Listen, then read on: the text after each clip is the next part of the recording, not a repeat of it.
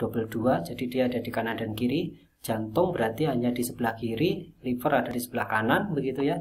Ginjal ada di 2 tempat, usus besar ada di 2 tempat. Kita hanya menghafalkan organ tubuh, kita tinggal refleksikan ke telapak kaki. Jadi nanti ini sebenarnya tidak perlu dihafalkan kalau kita sudah paham konsep refleksi kaki tadi itu. Tapi kalau mau dihafalkan silahkan juga, tidak masalah ya. Tidak masalah, ini kan tadi kanan, ini kiri.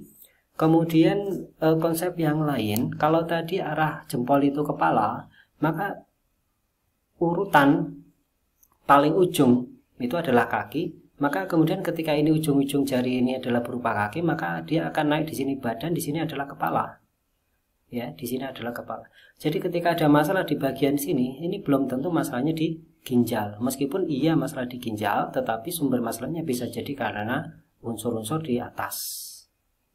Ini gambarannya.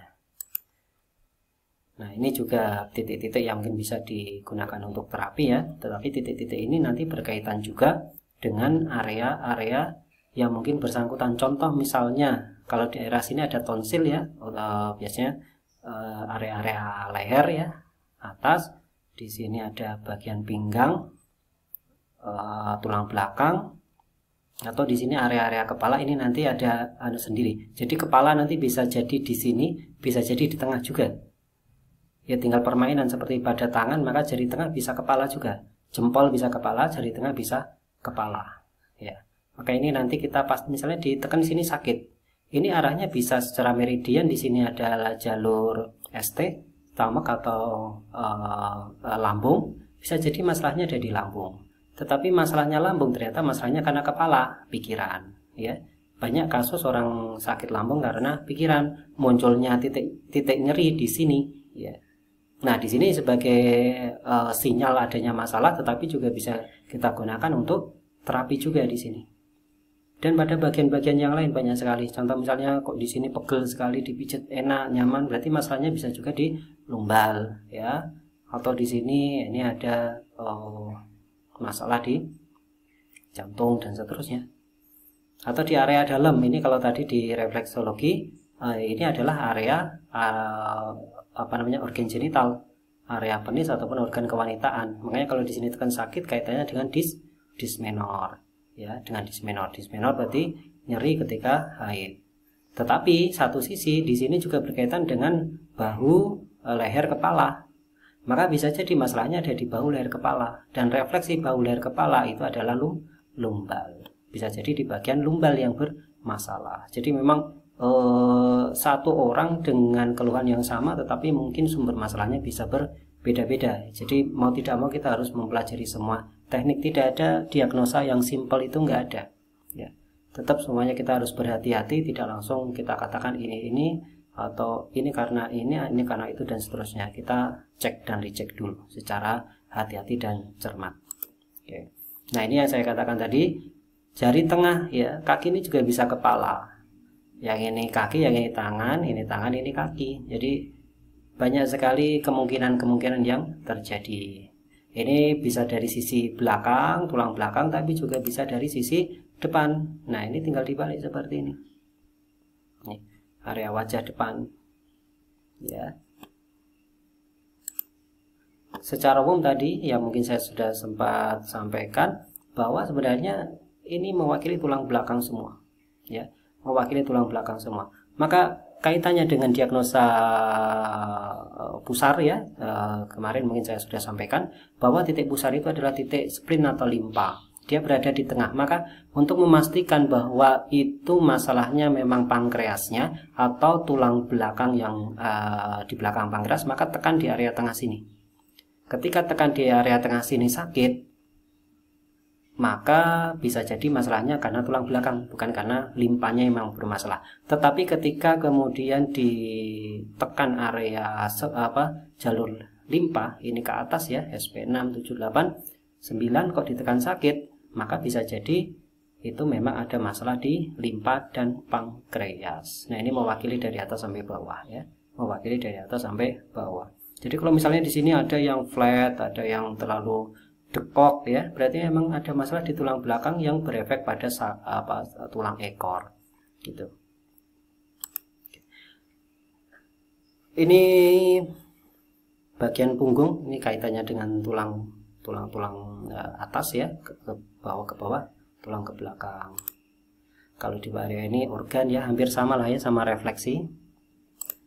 Nah, yang harus kita ingat ini kalau sudah, tadi kan telapak kaki kan ini akan naik sampai atas. Nah, di sini kita ingat bahwa ujung itu adalah bagian bawah, berarti kaki, atas ini adalah kepala. Di sini juga ujung, maka kaki naik ke atas ini adalah kepala dan seterusnya. Maka ini akan saling estafet. Ada masalah di sini akan nyambung ke sini. Ada masalah di atas ini akan nyambung ke sini dan ke sini. Nah, makanya ketika kita lihat telapak kaki itu nanti pasti akan berdampak ke atas ya. Ke atas, entah itu ke pinggang sampai ke punggung sampai ke kepala. Ya.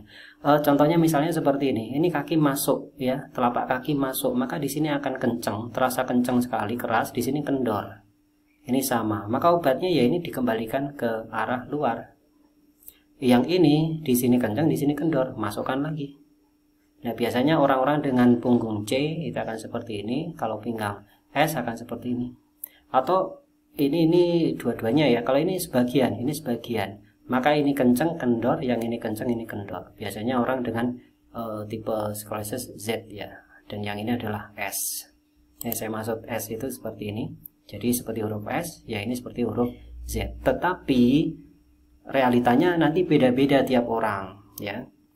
Bisa jadi contoh misalnya seperti ini. Ini nonjolnya di sini ada yang lurus. Ini nonjol langsung lurus, tapi ada juga ini langsung nonjol ke sini. Ya, nonjol ke sini, maka nanti masalahnya akan jatuh di area kaki yang kanan. Tetapi kalau ini lurus, ini begini, nanti masalahnya ada di kaki kiri. Jadi memang untuk masalah telapak kaki ke tangan, telapak kaki kemudian ke kaki sampai ke atas ini benar-benar harus diamati secara langsung dan dicek secara langsung sampai atas. Tidak boleh hanya diwakili dari sini, nggak bisa, nanti akan banyak biasnya. Walaupun mungkin 1, 2, 3 bisa dicek dari bawah saja, tetapi yang dikhawatirkan adalah kita mendapati kasuistik yang tidak seperti teoritis ya. Nah, jempol ini pun juga nanti akan memberikan sinyal.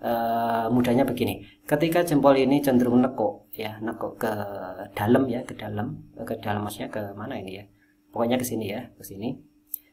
Ini sebenarnya ini ada arah genetik ya, belum tentu ini karena suatu masalah, bisa karena dapatan, artinya karena pola hidup, tapi juga ini cenderungnya genetik.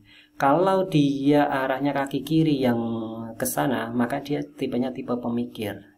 Tetapi kalau ini yang kanan yang ke sana, dia cenderungnya livernya lemah ya. Jadi nanti ada kasus orang kok ininya lurus bagus, yang ininya bengkok, oh dia tipe pemikir. Dia akan kaki kiri akan lemah, limpa akan lemah ya. Sehingga pengobatannya ya akan harus rutin karena memang dia genetik.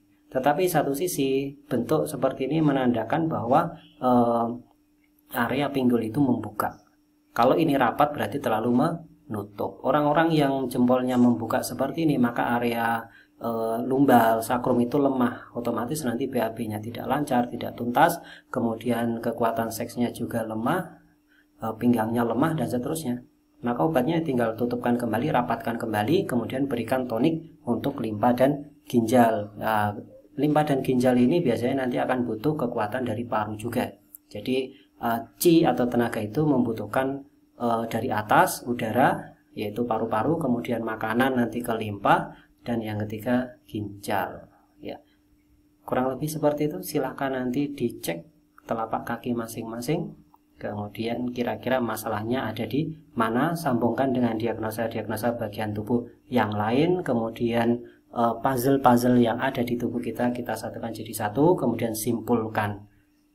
Nah, ketika sudah bisa diagnosa seperti ini, baru nanti kita akan belajar bagaimana cara mengobati, teknik-teknik apa yang bisa kita lakukan untuk perawatan. Terima kasih, semoga bermanfaat. Assalamualaikum warahmatullahi wabarakatuh.